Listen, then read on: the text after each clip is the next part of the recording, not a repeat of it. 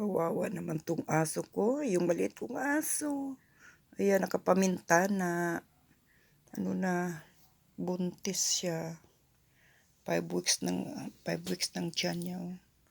Ayan, ginupitan kasi ano na yung ano niya, buhok niya. Sobrang haba na. Hello. Good morning.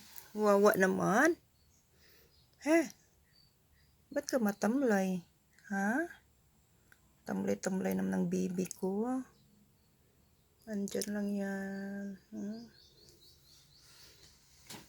Tanawan ninyo. Tingnan yung laki na ng tiyan. 5 weeks na siyang buntis.